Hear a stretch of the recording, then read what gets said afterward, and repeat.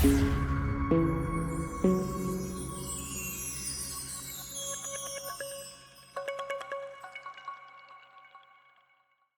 Crocodile Who Searched for Letters. In the very heart of the dense, emerald jungle, where lianas hung like green serpents and flowers exuded a scent sweeter than honey, lived a most unusual crocodile named Krosha. He was young, yet even then he sensed there was something more to the world than just hunting fish and basking in the sun by the riverbank.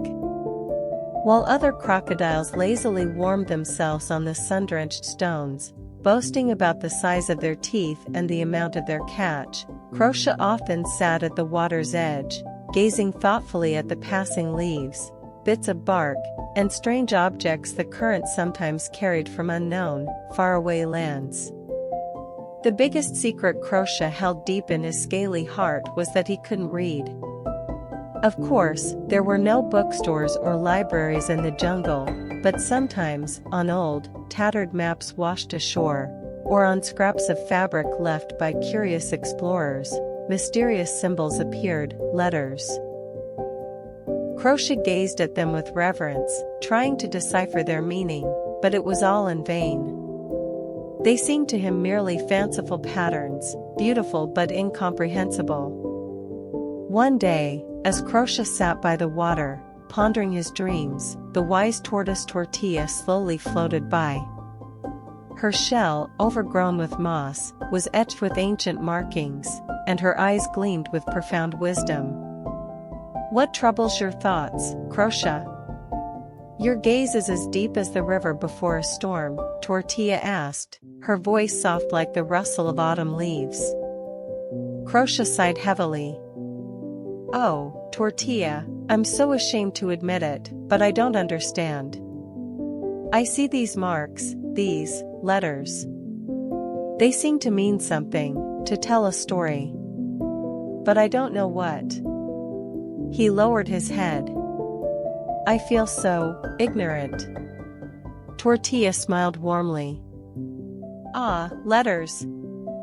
They are the greatest treasure, Krosha. They hold the stories of ancestors, ancient knowledge, the secrets of the world discovered by people. But to understand them, one must learn to read. It is the key to countless doors." "Read?" Krosha repeated, his large, green eyes widening in surprise. "How does one learn that? Is it even possible for a crocodile?" Tortilla shook her ancient head. "It is a long journey, little one. A journey that begins with sincere desire. And, of course, with the help of friends. For the most profound knowledge is born from collaboration." Tortilla's words, like warm rain, nourished the parched ground in Krosha's heart, igniting a spark of hope. He decided he would learn to read, no matter what. But who could help him in this vast jungle? The first one he turned to for advice was the nimble monkey Chico. Chico was known for his incredible quick wit, insatiable curiosity, and love for all kinds of puzzles. He swung through the trees with such speed that it seemed as if he were in several places at once, and, rumor had it, he knew everything about everything. "Chico, brother, may I approach?" Krosha called, raising his head from the water and trying to speak as friendly as possible. Chico, hanging from a branch by one arm, plucking a ripe fruit, immediately dropped down. "Krosha. What a meeting! What brings you to my humble person? Do you perhaps need help finding the juiciest mango?" Krosha was a little shy, but he decided to be frank. "Chico, you're so smart. You're always exploring something, you go everywhere. Maybe you know what these letters are?" Chico scratched his head. "Letters? Of course, I know. They're those squiggles people sometimes draw on anything. I've seen them on their strange skins they call maps and on smooth stones. But why they're needed, I've never understood. Monkey language is much simpler, screams, whistles, gestures, all that. We understand everything without those scribbles. Krosha explained his problem and his fervent desire to learn to read. Chico pondered, twirling a ripe banana in his paws. You know, Krosha, I've seen how people sometimes look at these things and then start talking very fast. Maybe they're telling them something? Like pictures, but without pictures? I've heard that old Professor Owl knows a lot about different signs and symbols. He lives on the highest liana, at the very top of that enormous baobab tree. He's always mumbling something and looking at the stars. Maybe he knows? Thank you, Chico. You've helped me so much. Krosha exclaimed, feeling a surge of strength. You're welcome anytime, Krosha. And remember, the more knowledge, the more bananas. Chico shouted, soaring back up into the tree. Krosha thanked Chico and set off to find Professor Owl. The journey was not easy. He had to push through dense thickets of thorny bushes, slippery tree roots, and shallow streams. Finally, he reached the giant baobab tree, at the very top of which, with eyes closed, sat Professor Owl. His large, wise eyes were half closed, and he seemed to be dozing, lost in deep contemplation. Professor Owl, may I disturb your peace? Krosha respectfully called, trying to speak as softly as possible so as not to disturb the venerable scholar. The owl opened one eye, then the other. Who's there? My ears, sharpened by millennia of contemplation, had detected something unusual. A crocodile seeking knowledge? Unheard of. Krosha humbly told him of his desire to learn to read, of his struggles, and of the words of the wise tortoise Tortilla. The owl listened attentively, occasionally nodding his head. Curious. Very curious. You, a crocodile, striving for knowledge. This is rare, and, dare I say, commendably rare. I know much about letters. They are signs that convey sounds, words, thoughts, entire concepts. They are like a code that unlocks access to treasures of wisdom. But I am not a teacher in the literal sense. My specialty is stars, the movement of celestial bodies, and the philosophy of being. You need someone who can show you how these signs turn into words, how they sound. The owl pondered, rubbing one of his paws with his beak. I've heard that at the foot of the waterfall lives little snake Ciope. She loves to listen and repeat various sounds. Perhaps she can help you understand how sounds become letters, and letters become words. She has a unique sense of hearing. Krosha was immensely grateful to the owl and, filled with new hope, set off towards the waterfall. The roar of the falling water was deafening, and finding the little snake was not easy. Finally, he saw Ciope, coiled up on a warm, water-smoothed stone, softly humming a melody composed of various jungle sounds. Ciope, hello. Krosha cautiously rumbled, trying not to startle her. Ciope flinched, her tiny tongue darting out quickly. Oh. Crocodile.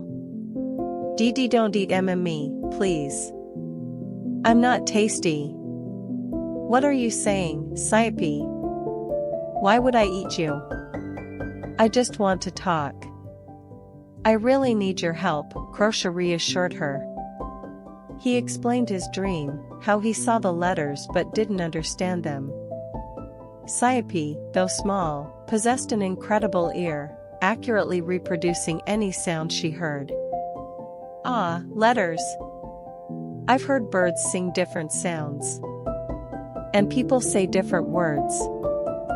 So, a letter is like a single sound? Like SSSSSS, that's like the sound of my name. And AAAAA, That's when someone is surprised or opens their mouth wide. Saypi began to whistle, hiss, purr, and make other sounds, showing Krosha how different sounds transformed into individual letters, and then connected into words. Krosha, though not yet understanding everything, began to feel a connection between what he heard and how it might be written. "This is so interesting, Saypi. You explained so well.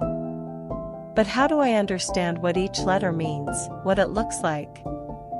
"For that, you need someone who knows many words, who can pronounce them and, perhaps, show you what they look like," Saypi said, coiling herself up again. "I think Chatterbox Parrot Kesha would be perfect for that. He sits on the oldest palm tree and repeats absolutely everything he hears. He has an enormous, simply boundless vocabulary." And so, Krosha set off for the old palm tree where Kesha lived. The parrot, as always, was loudly shouting something, imitating the voices of other animals and even the sounds of the jungle. "Kesha! Hello!" Krosha rumbled, trying to outshout the parrot. "Kesha! Kesha! Who's there? Crocodile! Come on, say, hello, Kesha," the parrot chattered, flapping his wings. Krosha patiently but persistently explained his problem, his hopes. Kesha listened attentively, occasionally interjecting with his own remarks, letters, words. "Wow! That's interesting. Repeat." "So, Kesha," Krosha said, "you know so many words. Can you help me understand how these letters become words, how to pronounce them?" Kesha puffed up with pride, ruffling his feathers. "Of course, I can. It's my specialty. Look.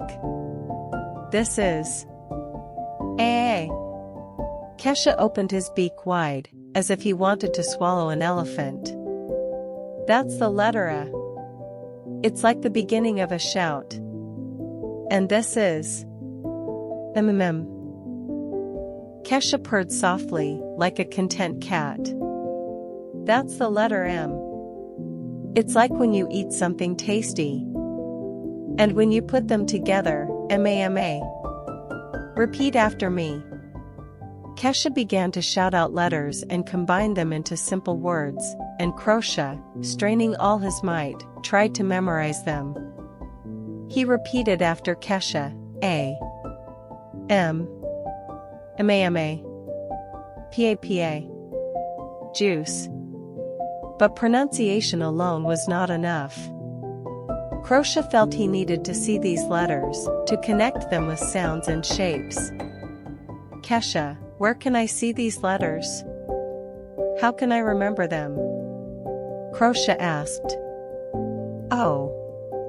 I know who can help you with that," Kesha exclaimed, almost falling off the branch in excitement. "My friend, Jollibee Buzz, or Zotza, she constantly flies all over the forest, collecting nectar. She's seen all sorts of things, the most unusual shapes, and I'm sure she's seen these letters too. She loves riddles and puzzles, and her eyes are like microscopes." Krosha followed Kesha's advice and went to the largest flower meadow, where thousands of bees constantly buzzed, collecting nectar. He found Buzz, who was happily sharing nectar with her friends, flitting from flower to flower. "Buzz. Hello." Krosha called, trying to speak loudly but kindly. "Zzzzzzz. Hello, Krosha. Why are you so big and sad, Zzzzzzz? We have so much sweet nectar here." Buzz buzzed, circling his head. Krosha told her about his quest for knowledge, how he was learning sounds with Saypi and words with Kesha, but couldn't connect them with written symbols. Buzz, being very curious and attentive to detail, immediately became interested. "Oh. I've seen these things. On tree bark, on leaves, on stones. They look like tiny labyrinths or strange cobwebs. I can show you where to find them. And I can describe their shape to you. Buzz, with her characteristic energy, began to fly around Krosha, showing him various objects on which letters were scratched, drawn, or carved. She buzzed over each symbol, explaining what it resembled. This one looks like a beetle's leg, that's G. And this one like an open mouth, that's O. And this one like two sticks joined by a roof, that's A. Krosha eagerly watched the letters Buzz showed him. He began to recognize their shapes, connect them with the sounds he learned from Ciope, and with the words he repeated after Kesha. He tried to memorize each letter, repeating its name and visualizing its form. His memory, honed by years of observing prey, now served him in this new pursuit.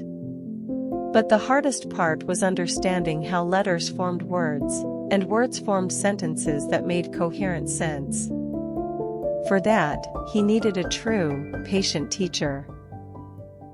One day, as Krosha sat trying to decipher a carving on an old piece of driftwood that had washed ashore, the wise elephant Elephanta passed by. Elephanta was known for her calmness, incredible memory, deep wisdom, and ability to explain the most complex things in simple, understandable terms. "What are you examining there, Krosha? Your eyes are strained, as if you're trying to spot the tiniest insect in the grass," Elephanta asked in her deep, rolling voice, which resembled a soft rumble of thunder. Krosha showed her the piece of driftwood.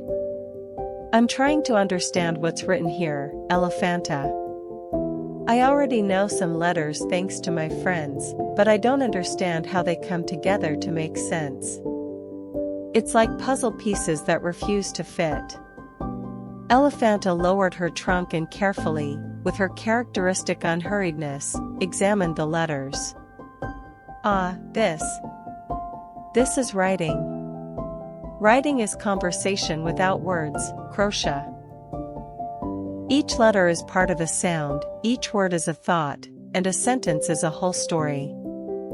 To understand it, you must not only know the letters but also be able to connect them, like threads, into a single, beautiful tapestry. Allow me to help you." Elephanta began to visit Krosha every day. She brought with her old maps, worn pages from long-forgotten books, scraps of paper with drawings and writings she found in the jungle. She patiently explained to Krosha how to connect letters into syllables, syllables into words, and words into sentences. She told stories, and then showed him how these stories looked in written form. She explained that words could have different meanings depending on how they stood next to other words, how they played with each other. "Look, Krosha," Elephanta would say, pointing with her trunk at a line. "The letter R, then I, then V, then E, then R.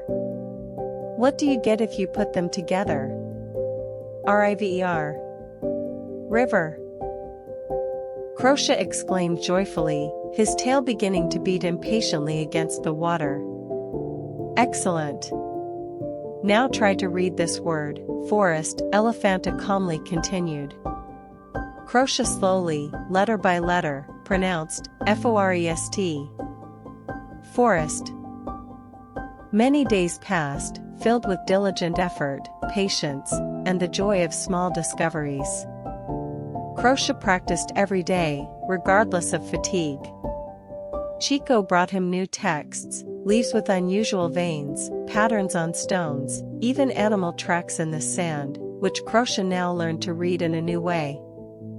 Ciope helped him with the pronunciation of the most difficult sounds, Kesha tested his vocabulary, staging real word battles, and Buzz showed him new places where he could find writings, from the largest to the tiniest.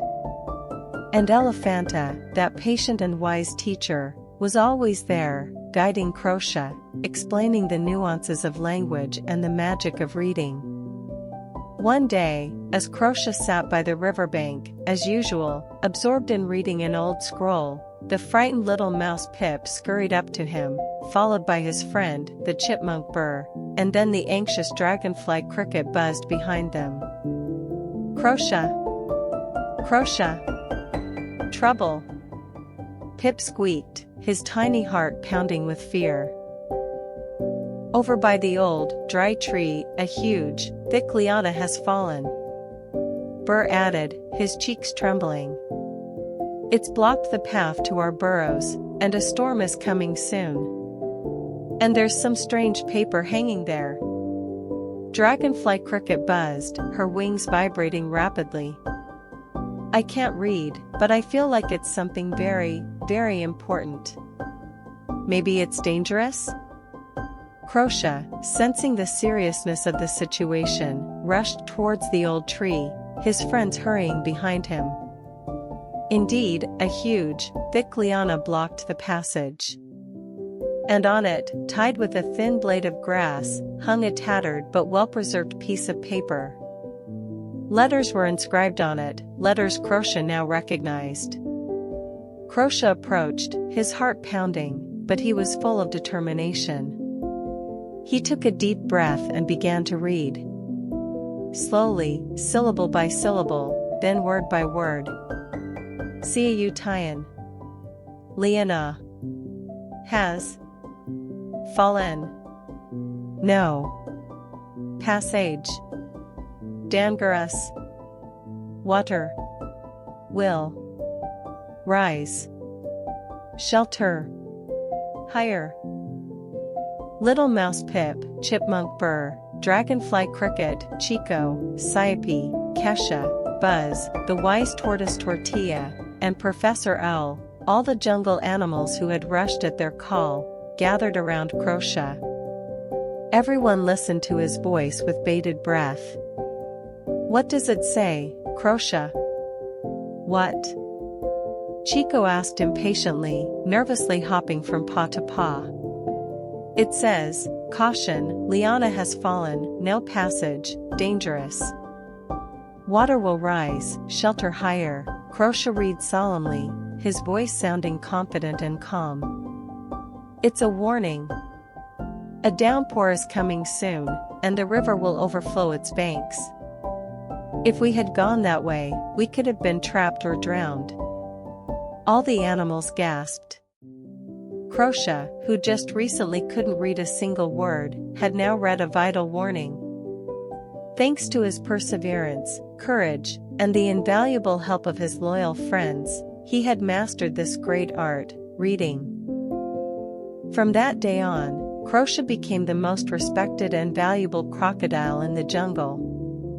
He read inscriptions on old stones to everyone, told stories he found on scraps of paper, and helped other animals by explaining written signs and warnings. He became the keeper of knowledge and a wise advisor in their forest community.